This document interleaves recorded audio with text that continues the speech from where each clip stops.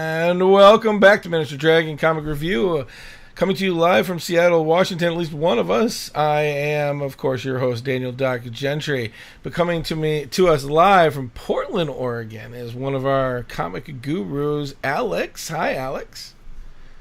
Hi, Doc. Where are you? Portland? Yeah, at the convention center. This weekend is Rose City Comic Con, and it's a fantastic con. So if you guys can, swing over. What booth number are you guys at? 1126. So yeah, swing over to 1126 and just give them some love. Tell them that you like watching them lie. I don't care what you do. I lie to them all the time. They'll be okay with that. And tell them, you lie? Me all the time, especially to you and Woody a lot. Yeah, I like that comic book. But anyways, yeah, it's just going to be the two of us today. Woody is manning the booth, so to speak. So we are just going to go on with the show. And my understanding is we're doing Green Arrow 44, The Curse of Brimstone number 6. And you haven't read either of them?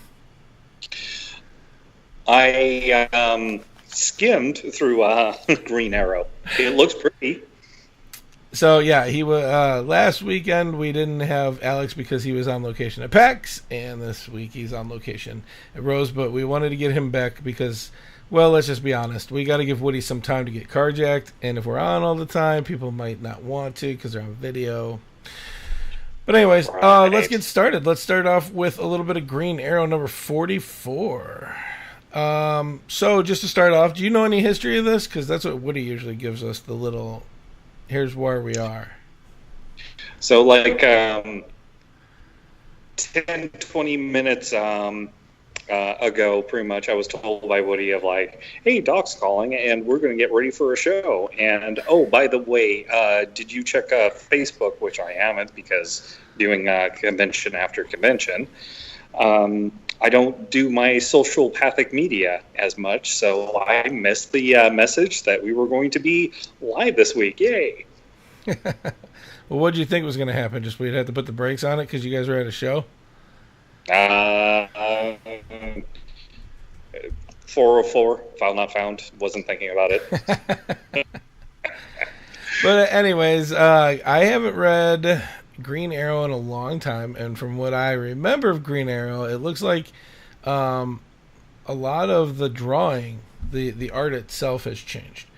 And for you guys that collect for art, it's unique. It looks like the Green Arrow from the TV show more than it does, minus that he still has the wicked cool goatee.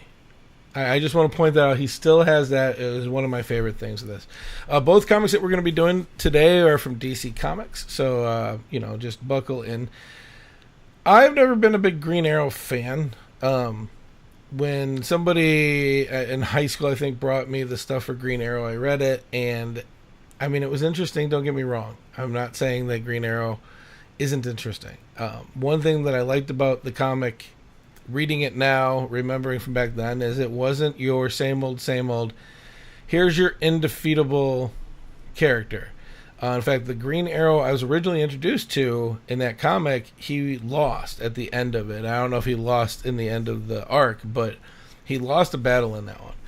And I thought it was super interesting that a comic book could be made, even an older one, where even though he shoots arrows and they're almost always hit, and you can kind of count on that, and like the TV show Arrow, he can be beaten, and he's not just, this all-powerful being. The art it reminds me of old comic books, but it has a little unique touch to it. Flip through it, you'll be able to see what I'm talking about. It's not bad. I like it. I got the fact, like, when the car is coming to a screeching halt, not just the scree and really cool lettering, which lettering was really done really well in this, but it was really cool to see. And the art was really unique. I like that they have Black Canary in this, but I like old Black Canary better. If you don't know what I'm talking about, pick up an older Green Arrow comic book from a long time ago. And, as for lettering and lettering and story. Lettering is really well done. I wanted to say that when I was reading this. There's bits where there's TV playing in the background, and instead of making it background, they just made it unique. So you knew it was, but it was still right there. You don't have to squint or try to do anything special to read it. And it was really cool the way the lettering was done, especially with the sound effects. I don't think we see that enough in comic books anymore. I'm trying to remember any comic book we've had. If there has been, it's been very vague, which is good, and I don't remember it, or it hasn't been non-existent. But this was kind of cool. Yeah, we lost Alex. Alex found something shiny. Oh, there he's back. As for the story, the story was kind of cool too. A little cheesy though. Do you know anything about this one, Alex? No, unfortunately not. Like I said, just had enough to briefly look at.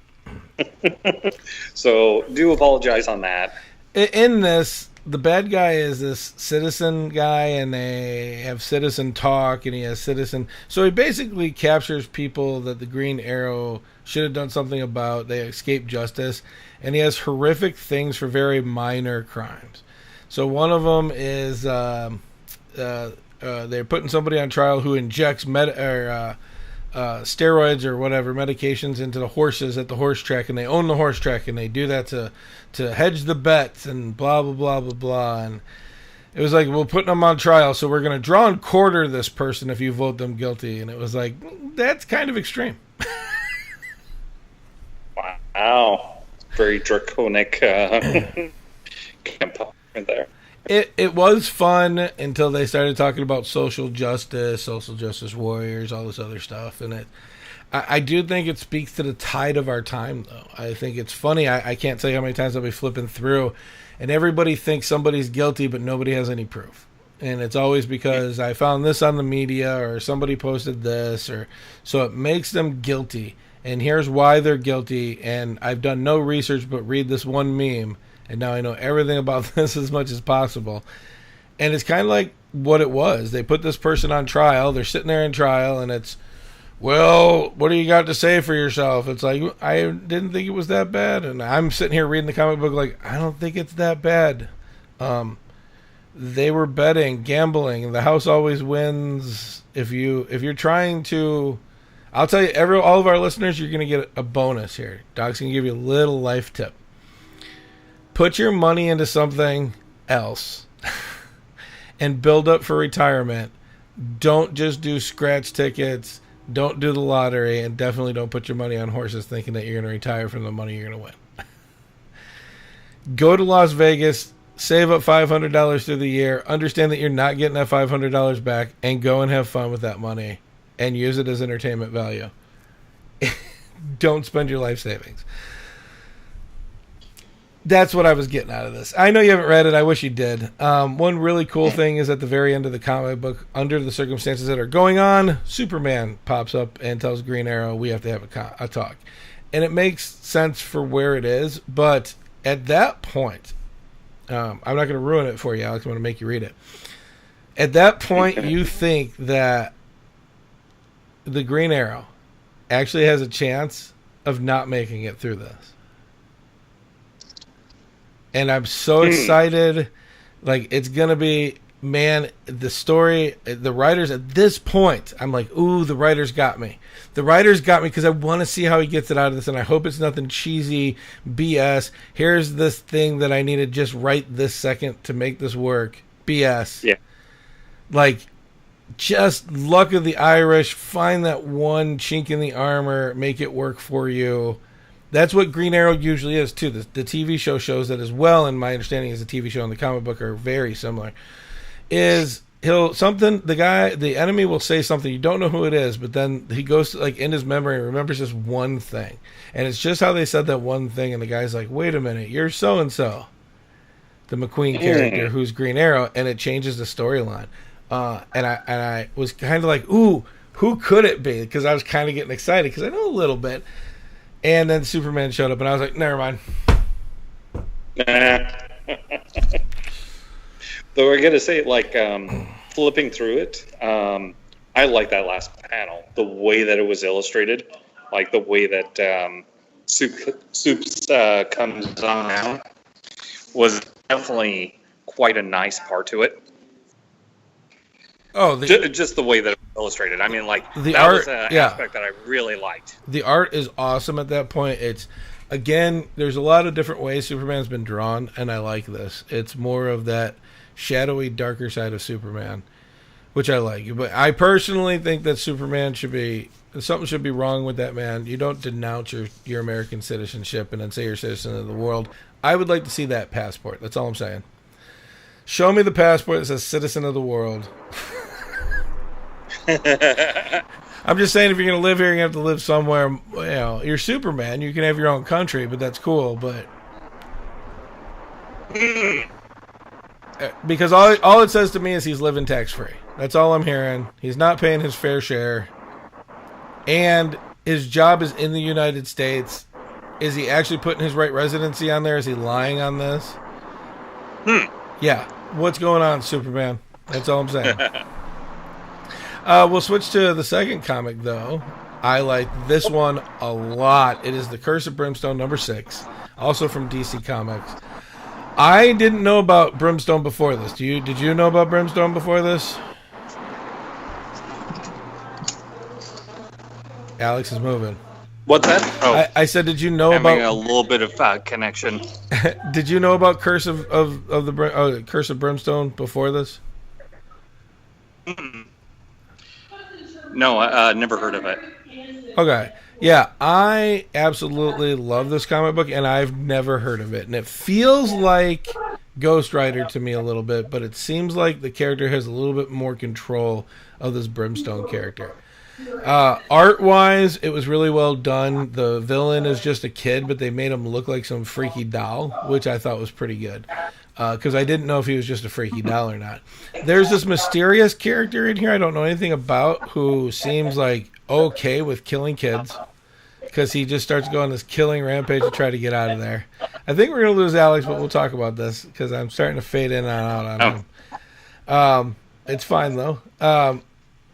Yeah, this one's called Children of Darkness. Like I said, it's... Wow. You want to go ahead and mute that real quick for me, Alex? I'm sorry. Oh, no problem. Just part of the connection, and also being at a convention. I know. How easy it is to... I wish we could do this better, but it's hard. We try. We want to bring you guys different locations with us, but like I said, there's just one character in here. He seems good at the beginning, but he has no compulsion. He just wants to kill everything. I don't know who it is. Like I said, this is my first introduction in this. It was okay introduction. At the end, I knew most of the main players of this, at least here. I know the name of the big bad guy, or at least his nomenclature.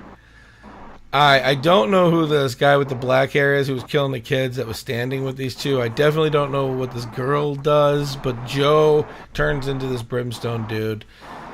But he has a lot more control. Like I said, than like Ghost Rider, where Ghost Rider just senses sin and then goes for the thing. Like this is something totally different. The art is pretty good. It's got some unique tells to it, which I thought were cool. Right now on the screen is the transformation sequence, which was pretty good. I thought it was really well drawn to see him transform from Joe, this average person, to the Brimstone character that he is. I don't know anything about it. I wish Woody was here, so I do apologize, because it seems like there's some interesting backstory here. If you're collecting for art, there is some really unique and amazing art in this. When he is burning things, that's what he does. It's kind of a shtick. But he doesn't burn everything. He wraps people up in different smokes and stuff like that. Himself, his drawing is pretty well done. The story, again, this is book 6. It's kind of hard to see where it's going, because I don't know where it came from. I wish we would have started this at the beginning. Because it is unique. I might go back if I can find any time in the world to do this. The lettering is cool, though, because when he switches to Brimstone, it has a back background, and the letters look like they're on fire. And you know it's him speaking. There's no question about it. The other ones, it looks like all the boxes go to the right people. You know, we've had some comic books that failed in that before. The storyline, again, I can't speak on. For what I read here, and that's all I can say about it, it seems pretty solid. But, you know, you have this unique twist that the bad guy is actually really just a kid, but he didn't know he was just a kid. And I think they the story itself kind of just dropped off right there when they, like, did it as a kid, because the guy's like, whoa, wait a minute, it's just a kid? And then that's the end of that reveal. Like, there's nothing, no meat, no solid, no entree to this, as it was. Did you get a chance to skim through this one, Alex? No, I didn't get a chance. It was enough of looking through Green Arrow and trying to run through a convention hall from, or the booth that me, Woody, and Claire have, and, you know, go like, oh, this place looks semi-clear, and then some cosplayers come up and start making noise, so it's like, oh, okay, time to clear out to hopefully be able to have enough of a connection and also be able to hear you, Doc. No, I understand. Again, interesting comic book. I wish I knew more about it. I don't know if anybody's been reading this. I wouldn't collect this comic book personally. It didn't jump out like Saga did when I first read it, or Birthright did, you know, or Rat Queens. Like, those are the ones that I collect right now. It was nice. It was unique. It was different, but it was so different that because I didn't understand the story, I'm lost in it. I don't know why Woody picked this one. I wish we would have started at the beginning of this one, maybe, or possibly, and worked our way up. Do you think it would be one of those things where myself, you, and Woody should actually see about, like, trying issue 1 and kind of like reviewing it, especially since you were the only one that got to read it, and perhaps Woody got to read the issue that you guys were. Right. Well, like I said, it's issue 6. I don't know why Woody brought it up. He usually has meaning. I'm going to let you guys behind the curtain a little bit here because he's not around. I can talk about him a little bit. Woody usually has a reason for us to look at certain books. There's a movie coming up. There's some controversy behind it. It's brand new, or they're trying to reset a series, stuff like that. I don't understand why we started on 6 on this, unless there's like a movie thing I don't know coming up, which is possible, or it just looked cool and Woody put it on there, and we should have possibly started at the beginning. I'll be honest with you, Alex, though, but it was, like I said, the storyline was very... It would get to what you think the climax is, and it would just drop right off. It didn't follow through. I was not satisfied reading this comic book.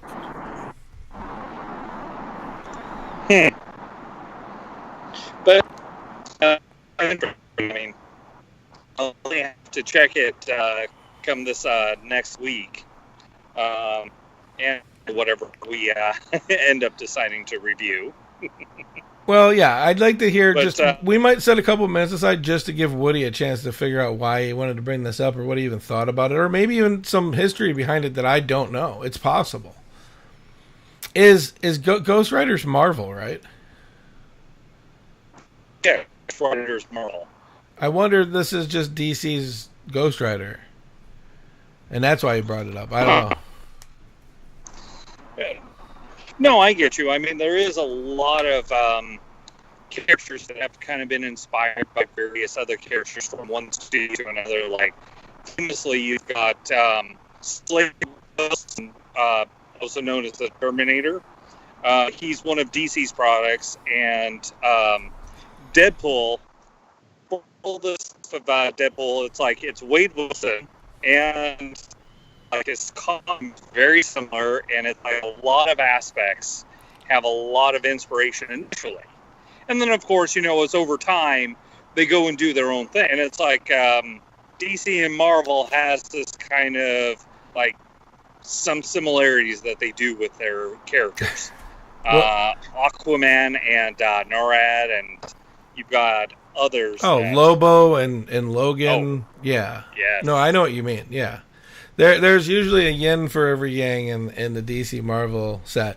You should have been here last week when we did West Coast Avengers, and I thought I was going to get beat up because I said, wow, I feel like Professor Xavier became like the pupil, and Hawkeye was handed off to a teenage girl, and then they brought back all these other characters that I literally was like, wow, okay, the X-Men are dead. Stop it, people. And that's what I kind of felt like it was, and everybody else is like, I thought it was fun, and Keenan was there, Woody was there, and like I said before, you can have a comic book that you think absolutely sucks, and I can find you somebody who absolutely loves it, and that's why comic books are unique, and there's no such thing, like I say, there's no such thing as good or bad comic books. There's comic books that people like, and there's comic books people don't like, and everybody's different with them. But no, I definitely agree with that. That goes almost. It's potentially with even other genres. It's like the two of us and Woody are role players, and I imagine it's like between the three of us, we probably played 300 or 400 different types of types of games between tabletop role playing, card games, and etc. Yeah, and there's probably ones where I would say if all three of us went like number one. And all the way down, it'd be like, why was that number favorite? And like, why not one of these others? It is one of those things. Everybody likes something about it. And you bring up our role-playing games. I know a lot of people on the D&D side that talk bad about Pathfinder. I know people on the Pathfinder side that talk bad about D&D. I enjoy both, and I like them both for different reasons. And I can GM and DM both of them. But they'll get a little confused with game rules. But besides that, it's still the fact of like, I think it's the story that makes role-playing, comic books, movies interesting. And it's like the different experiences of like, my personal experiences played into the fact of like when I watch a movie, if it's hokey or like other people go like, I just go like, oh, this reminds me of this time I spent with a family member or like somebody that I cared about, or like, oh, this reminds me of this other thing that I really like. Right. And, it's like the best burger joints everybody talks about. It ends up being just nostalgia from when they were kids, and that's what it brings back. All of them are good in their own rights, but none of them are actually better than another one. It's like the food sometimes it's like, wow, is this cardboard wrapped in disappointment? I've tried all the ones that everybody always say you got to try. I've never thought one was better than another, but I definitely like. I don't understand the rivalry because it's food. It's not like high school teams playing each other or something. I don't get it. But anyway, listen. I do apologize for everybody. We're probably going to cut this short only because Alex hasn't read these, and I don't like to be the only opinion on this. My apologies. No, it's not your fault. It is what we call life, and life happens. We encourage you guys to come back. I would like to hear, if you're watching this, I would love to hear what your opinions were if you read Green Arrow 44 or The Curse of Brimstone number 6. I definitely will bring them up at the beginning of next show. If you differ, if you agreed with me, whatever, send us emails at mdreviewcast@gmail.com. Join our Discord channel.